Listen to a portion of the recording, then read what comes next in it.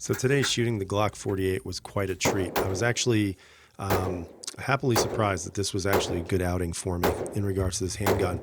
Yesterday I was a little uncertain if this would be a keeper for me, and I am happy to report that this is absolutely going to be a keeper for me. The Glock 48 surpassed my expectations. A lot of the gun really felt similar to my Glock 19, which I absolutely love that gun. I shot it today with the 19X slide and the 19 lower. And I have to say, both guns came back just great. I know a lot of people give Glock a hard time, but honestly, guys, shooting these guns made me feel like a good shooter today. There are some things about the 48 that I wasn't so happy about, but we'll find out here shortly. All right, so shooting it in the first 10 rounds that I put through this gun, I did notice a couple of things, and this is where kind of the whole negative side of this gun came in for me initially, and that's that it was shooting low. Now, I'm not going to attribute that technically to the gun. It's obviously more me than anything else, but at the same time, I'm also going to say that it was a consistent low in the beginning.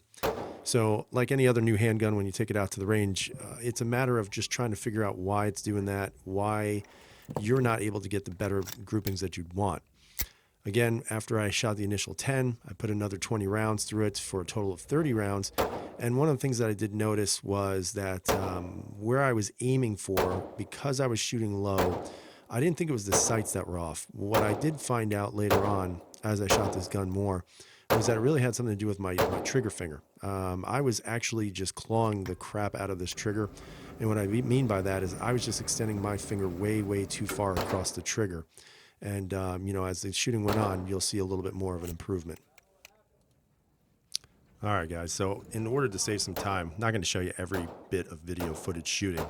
But again, as you get more acclimated to the handgun that you have, in this case, the 48, and the faster shots that are ringing out, I felt my groups were actually improving over time, but a lot of that had to do with the trigger position, or I should say my finger position on the trigger. Once I was able to get that down, what I did notice was that the groups were getting tighter. So I feel like this gun is definitely an absolute winner in regards to carry and also just for self-defense purposes.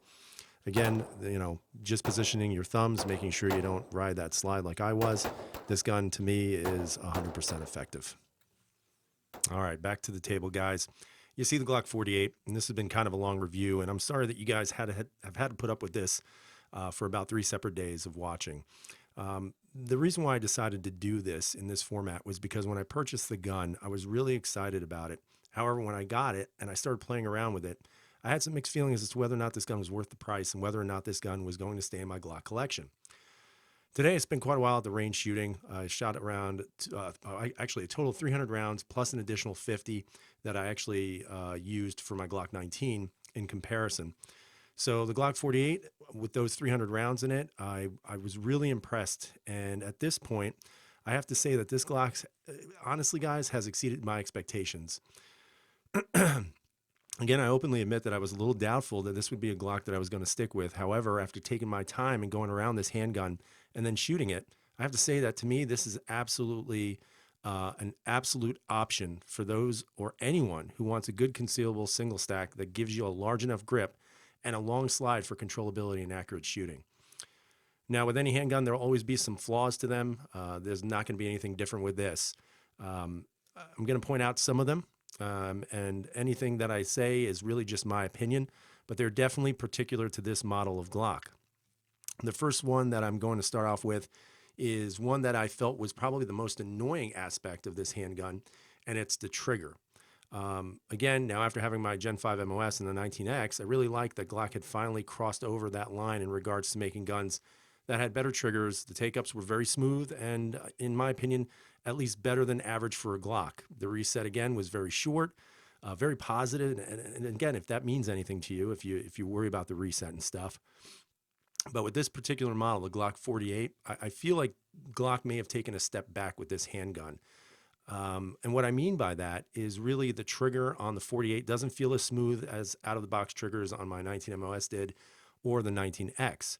The biggest complaint that I have about the trigger is actually the trigger shoe. It's just an extremely uncomfortable trigger shoe. And honestly, I think that deals with the trigger safety. The trigger safety does not go all the way in. It does not recess into the trigger. And what you really feel there is not only the trigger safety, but also the little ridges that are on the trigger shoe also. So I think that's kind of a problem. Now, again, I did shoot 300 rounds through it, which, honestly, are you really going to be in a self-defense situation where you have to shoot 300 rounds with this particular handgun? That's probably not going to happen. And if it does, well, then hopefully you have somebody else there who's going to help you out, because that's a lot of shooting through this gun in a self-defense situation. Now, overall, the trigger feels decent. I mean, I don't want to sit here and say that the trigger is definitely a bad thing, because it's really not. And all the guns are clear. So just taking a look at the trigger again, I mean, the take up is short. It's relatively good, but it just feels like there's just too many moving parts inside. In other words, it just feels sticky. It doesn't feel smooth. It's fairly a short take up, but it almost feels like I described, almost like junky or plasticky inside. And that's a big downside to me in regards to this trigger. Again, the trigger pull, when you pull it, it's got a nice break. It's slightly heavy. The reset, again, if you care about that stuff, it's short and it's basically a heavy, trigger pull on the secondary shot. But I don't think this trigger in particular is as smooth as the 19X or the Gen 5 MOS. I think they've actually definitely have taken a step back, going back to the days where the triggers were always a problem for a lot of people who had them. In regards to the next small complaint that I have, it's a slight negative on the handgun. Again, I think it's most negative that most Glock owners would agree with, and that's the sights. The whole field goal sight picture is not very promising. I don't particularly care for it. I don't think it's necessarily something that you have to change out right away, but it definitely doesn't do much for the gun. I'd like to see Glock at some point change out to a 3-dot system, maybe get you some metal sights out of the box as opposed to cheap plastic ones. But I think overall, it's not something that necessarily needs to be done, but it is something definitely that I'm going to do. One of the things that I saw with the sight picture was that the white dot took up a lot of that rear window back there, and it just didn't seem that good in regards to what I was looking for. So they're definitely going to be switched out. That's for sure. Now, in regards to, the sights, initially when I was shooting the gun, I did notice that I was shooting low. Honestly, I don't know if it was the sights or if it was the trigger. And I'm going to go back to the trigger slightly just to let you know what I'm talking about. Basically, after I shot the first 30 rounds, everything was going low. So what I had to do was I actually had to adjust where I was holding the gun, and more importantly, where I was actually putting my finger on the trigger. In regards to the trigger, because the trigger pull is so short on this particular gun, what I noticed that I had to do was actually had to concentrate a little bit more on getting more pad on that finger. And because, you can see where my finger is on this handgun, that's quite a long reach to get to the trigger. And I'll show you really quick. So there's my finger, and I got to bring it all the way back, which leaves me very little contact with my index finger on the slide. So I think that's a bit of a training issue. I mean, it's not anything that's going to tell me that this gun stinks. I just need to get used to shooting a gun this small again. Now, in regards to that, what I found that I had to do was I had to adjust that finger just so that the tip of my pad was more on that shoe. And once I did that, I noticed that the actual groupings were getting a little bit closer, a little bit tighter. And, again, take that for what it's worth. I'm no expert marksman at all. I'm just sharing with you my experiences at the range today. Now, of course, for every bad, there's always got to be some good. So let's talk about some of the good things about this handgun. So first off, the Glock 48 feels really, really good ergonomically in the hand. If you're a person who feels that Glocks tend to be blocky or thick handguns, I will tell you that the thinness of the lower that you see here, and I kind of stated that in my prior video, while on paper it doesn't look like it's a significant difference, in reality, the feel of the handgun is very good. The controllability of the gun is also very good. I was a little concerned based on the fact that it was lighter in weight and also slimmer, that there would be much more noticeable recoil in this handgun. I am happy to tell you guys that this was not the case. In fact, surprisingly, the Glock 48 did not have much more noticeable recoil than this 19 right here. Would I say that they were on par with each other? I wouldn't say that. The 19 definitely has a lot. I won't even say a lot, but slightly less recoil due to the weight. But the 48, in my opinion, performed as well as the 19 did in that category of recoil.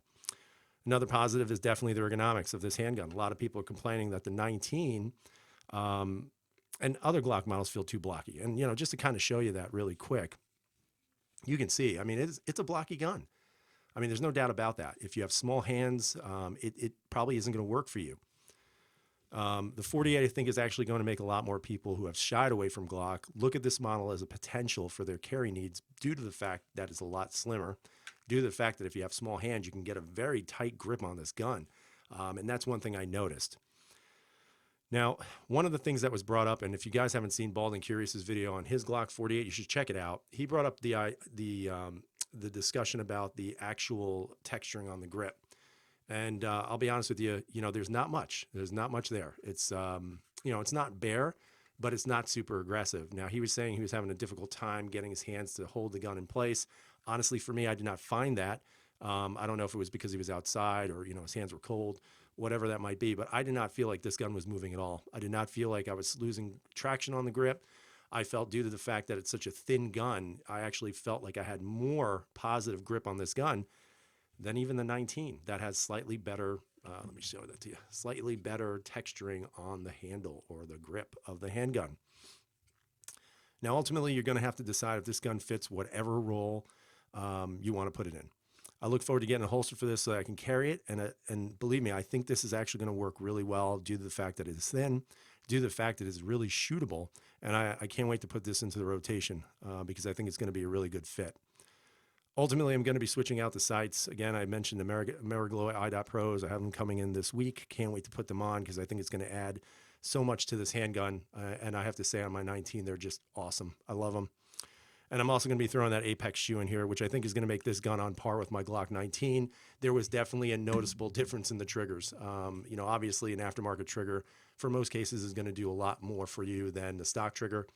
But I will tell you that it's night and day. Much smoother take up, much lighter, crisper reset in regards to the shortness of it, and just more controllable. With this, the trigger, it's still, to me, just the discomfort of this stupid trigger safety and just the angle of the trigger doesn't really work for me. But again, that's just me. It doesn't necessarily mean that's going to be for you, and it doesn't necessarily mean that you're going to have to, change anything out if you like the gun as is. So on one last note about the gun, if you have a problem with dirty guns, I'm going to tell you guys right now, this is probably not going to be the gun for you. By the time I was done with this gun was silver when it started, or that white nitride like I mentioned before. And when I got done with it, this thing was black from all the carbon buildup. And I mean, I kind of wiped it down slightly, but you can still see a lot of that, and you can see it inside there. So it gets filthy. So again, if you have OCD issues and you need a super clean gun 24/7, this gun probably will not fit your needs in regards to that. But at the same time, I would not discount it because I think it's going to work. I think it's a really good offering. I think if people were looking for a new Glock to add, and they wanted something that's a little bit thinner and a little bit more user-friendly in regards to hand size, ergonomics, and just all-day carry, I think Glock hit a home run with this again. I know they're not necessarily, revolutionary designs, but they are definitely good designs that have good purpose and good meaning in any collection at all. So again, guys, I hope you enjoyed the videos. I don't know if I'm going to get a 43X, to be honest with you. I'm super happy with this at this point. But I'd love to hear what you have to say. And thanks for watching the videos, guys. I do appreciate it. If you haven't subscribed, please subscribe. If you haven't put that or press that little bell to get notifications, or if you're having trouble getting notifications, unclick it and then click it again, and then hopefully that'll fix the problem. I hope you guys have a great night. Stay safe. And as always, freedom is never free.